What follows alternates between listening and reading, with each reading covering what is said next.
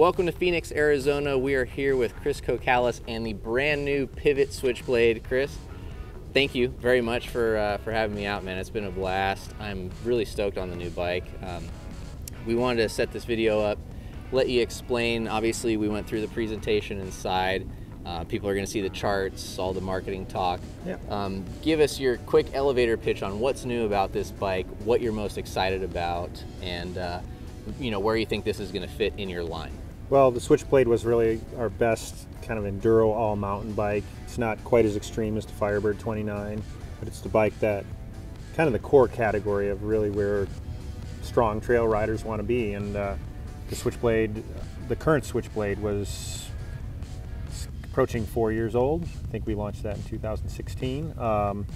And so it had a lot of innovative things, but geometry has progressed, suspension has progressed, and the new Switchblade really takes all that stuff to a new level. So everybody always, you know, the expectation is this slacker head angle, longer reach, shorter seat tubes, steeper seat tubes, slightly longer chain stays. It has all that stuff, but the whole package with the suspension, the way the suspension works, we've basically managed to have a bike that climbs better than the old one, is stiffer than the old one, but the descending end of it has just taken a whole nother level of what the bike's capable of, and hopefully you saw that in the rocks today. I say we definitely did. So one of the things I know you had talked about a bit was, you know, we're here with a couple of Fox guys. You kind of egging them on to get you a little different tune and some more volume reducers in this rear end, I guess. Tell us a little bit about that and the development of that. Well, the DPX2 is a good shock, Mm-hmm. but you've got the Float X2, which is really infinitely adjustable and has that really downhill stuck feel. You've got a DPS, which is actually in a lot of ways the most amazing shock in their line, what they've been able to package in such a small area. And it spans a wide range of capability, has a nice pop to it that the DPX2 never really had. Mm-hmm. So I always felt like the DPX2 should have that pop, but also be able to be stuck to the ground like a Float X2. It should be a mini Float X2 in a lot of ways, and it wallowed a little bit more in its old tune, and so we've been through at least 7 iterations, and to the point of not just changing valving, but machining new pistons and really changing the internals. Mm-hmm. Luke and Lewis at Fox did an enormous amount of work on this shock, and so yeah, we've got new base valve and selector plate, and just the way it flows oil is completely different from the paths that they followed in the past. And I'm really excited because I think we were able to achieve that golden spot, along with the linkage rates and the other things that we did, the combination of it all coming together. Yeah, it pedals great, and it clean stuff going down. It just sticks well. Yeah. And we weren't blown through travel. I mean, you know, we had a big variety of riders today, or in the last few days, I should say. And I mean, I think you know, the guys that were kind of gapping stuff or landing drops to flat, and then some of the slower riders all kind of felt like it had a good tune and very balanced for a variety of rider abilities. Yeah, when we were working on the air spring stuff, we do a lot of like final tuning in. This is going to be the widest range of riders that we can basically get on the bike. And when we had the Fox guys out testing here, some of those guys liked a slightly smaller volume spacer because they could use the travel a little bit more easily. But we, at the aggressive rider end, somebody can always put a smaller volume spacer in and get full use of the travel a little bit easier. But even with a more aggressive spacer, the bike still feels awesome, but if the very aggressive end of the rider doesn't have enough progression in the shock, right, they're going to notice it and they're going to be the most vocal about it. So we went definitely to the aggressive end. Okay. And yeah, you were able to, you were one of only a couple of guys here at the camp that were actually able to get it right near the end. So there's probably several of the guys here that would be better on a 0.4 volume spacer on the shock. But having that capability to tune in that range of get people exactly where they want to be, that's a super easy change that everybody can make. Getting into, I guess, talking a little bit about the geometry and modifications to the bike there. everybody's obviously going with the much longer front ends, the slacker head angles, offsets of the fork, right? Yeah. Steeper seat-tube angles. You know, you guys said you did a lot of studying of other bikes in this genre or niche. Where do you guys think this falls? What were some of the key factors that you really want to maintain and keep this bike a pivot and live up to the Switchblade name? Yeah, and when we're looking at there's definitely a trend to just, regardless of travel, to turn it all into the extreme end. Right. And so, you know, we get on a Firebird 29 or bikes from a lot of other brands that are just out there in reach. They start to just, they go downhill great, and you start to lose the ability to corner tight switchbacks and other things, and they become great mountain sleds. And that works fantastic at 160, 170 millimeters of travel. Mm-hmm. But to bring that same geometry to the new bike is 142 millimeters of travel, so it's more than the old Switchblade at 135. That's a great all-around travel, and if you then just make it super extreme, then you can ride super steep shit, yeah, but you run out of travel. Right. And so the balance is finding a bike that you're going to ride this bike everywhere. Yes, you could take it in a bike park, and you could race a really technical enduro on an EWS level enduro. That's not where most people are going to use the bike. And the other end of the spectrum, there'll be people racing BC bike race, stuff like that on it. That's like kind of like the extreme end of cross country, and it can handle all of that. The majority of us ride trails in the middle of those two extremes, and the geometry on this, yeah, seat angle is steeper. In the high setting, it's 76 degrees. Head angles right at 66, which is kind of, when we look at all the other brands, people, some are 65.75, 65.9, 66.5. That falls right into the numbers.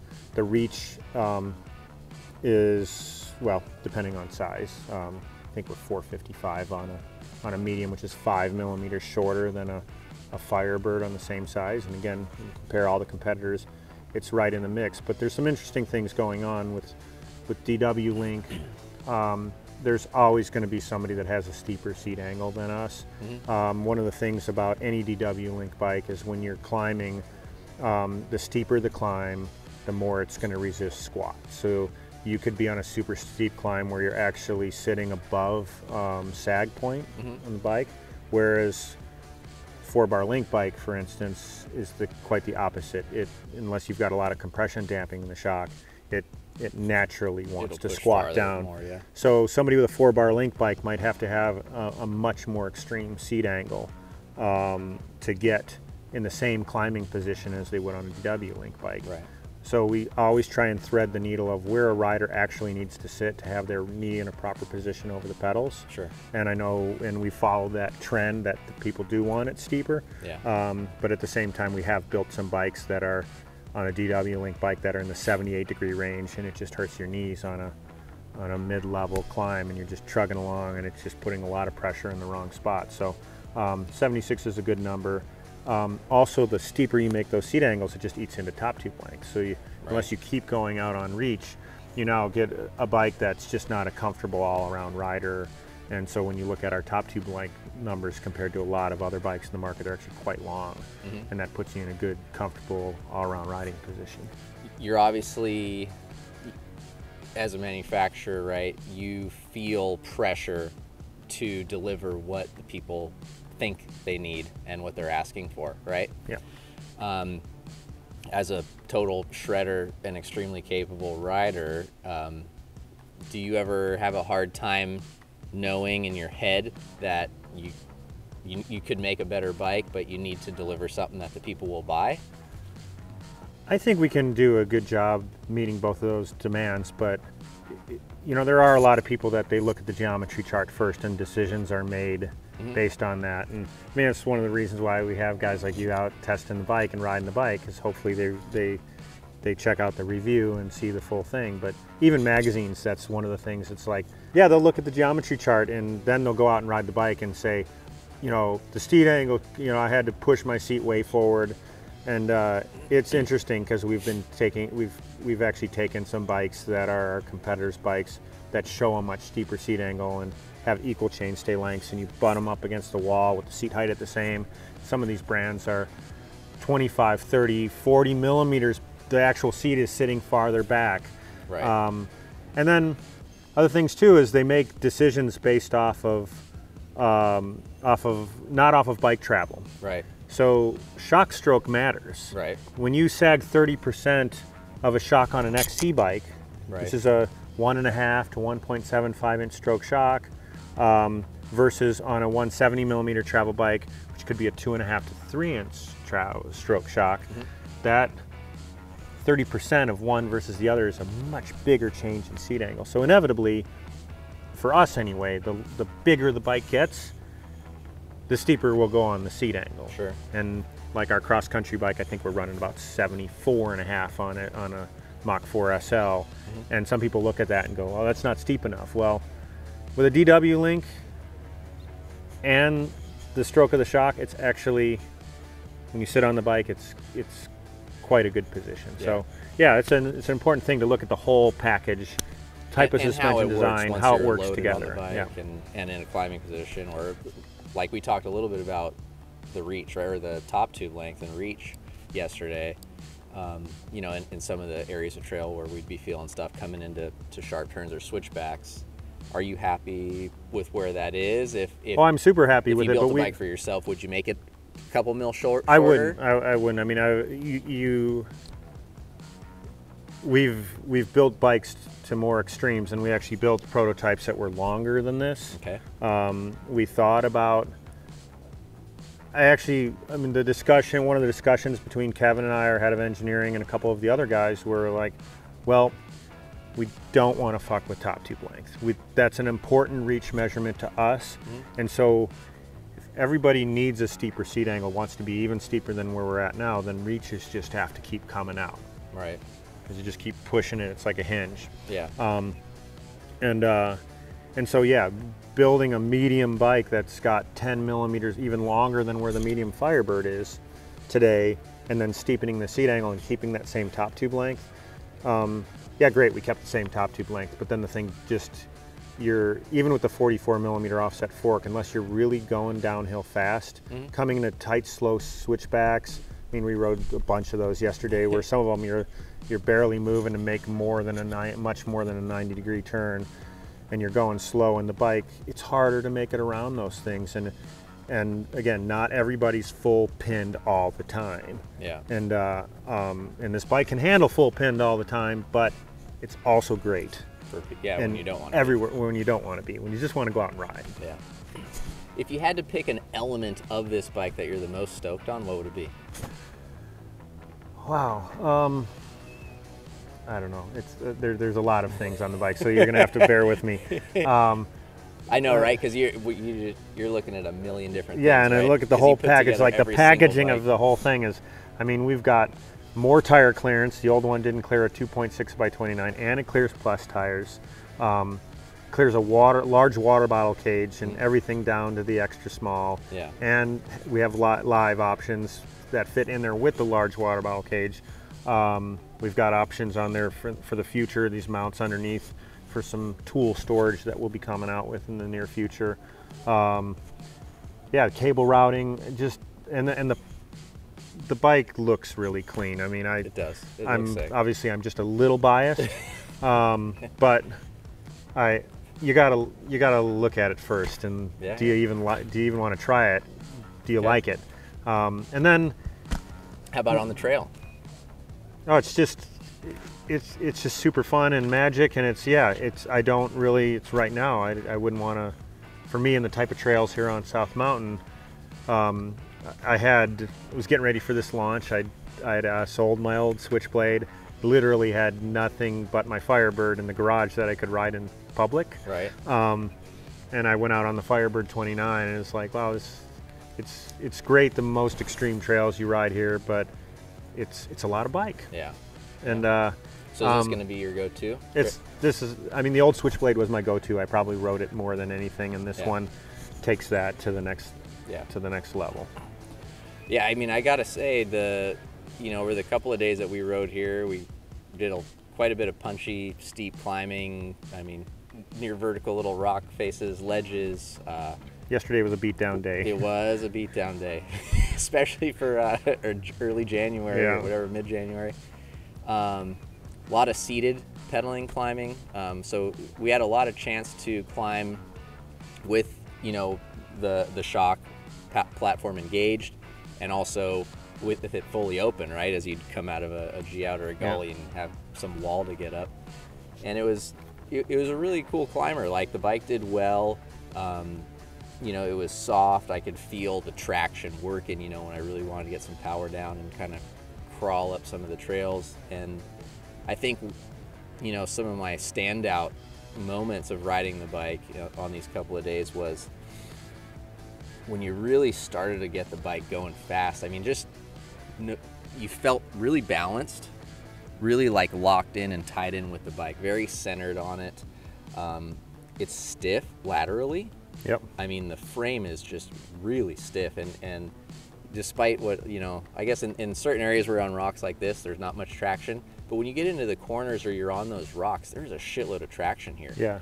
And you can really try to get that back end to break loose, and it felt so stiff. It was just locked in with these tires too, man. It just freaking gripped.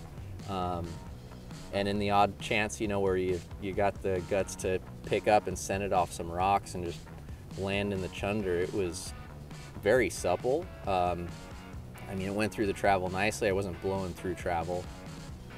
It was a lot of fun, man. Yeah, like, I really had a good time on the bike. You said it a bunch of times. I mean, we sent it through stuff that should pinch flat a tire. Yeah, and just the shock tuning and stuff. It stays where it needs to in its travel. Yeah, and it just has that extra in reserve to just hit stuff hard. Yeah, yeah. It was it was really cool, man. I had a great time riding the bike. So I'm excited to put even more time on it. And this is, like, I mean, it's a pretty hot category right now, right? I mean, this kind of well stacked. It is very stacked, and I mean, the time I've spent on it, this thing is definitely one of the best looking, at least in this color, right? Yeah. I'm biased too. And we have a blue one too. Imagine that. Pivot with a blue bike. So. But thanks for setting me up on the cool green one. Yep. Appreciate it. But man, I think that's about it.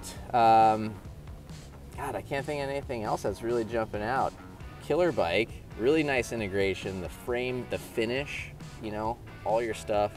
It's a really nice finished piece, man. I was very impressed. a lot of little things on there with the way we've done the chainstay protectors now, and just super quiet, and we did shorten the seat tubes tremendously. I think the large frame is almost got the seat tube of what the old small had. Wow. And so yeah, it does. So it definitely seems we put low, longer like droppers on everything. Yep. And it's it's cool. The grips, man, I'm really digging those grips. I asked Ron if you guys had some extra sets. Yeah, we'll get you some extra grips. Well, stay tuned. We'll do a review and get into some detail on the grips, but they're pretty sick. So awesome. Well, thanks, Chris. All right. Appreciate you having us out again. Thank you. It was a blast following you down your local trails and trying to keep up and not blow up tires and wheels in the process. Yeah, but I think we did all right today. we for the most part. All right, guys. Well, thank you for tuning in. Be sure to visit theloamwolf.com if you want to read the full story from our media camp here in Phoenix. Get all the details on the new Switchblade, how you can join and be a part of the Switchblade Nation. Stay tuned for a detailed review coming up in the near future, because we're going to be putting a lot more miles on this bike, hopefully, and can't wait to do it. So thanks again, and we'll see you guys on the trails. Thank you. We got the Media Squid Hill Climb Challenge. Yeah, it's pretty awesome. Showed everybody what was up on this thing. What do we got? Francis from MTBR here coming up. What do we got? Dan Sapp. Oh, that is Dan. And then we got Francis. Dan here and Francis. Dude. Yeah, buddy. And then make a. Hi, how you doing? Have a good run. People run out here too, not just mountain bike, but.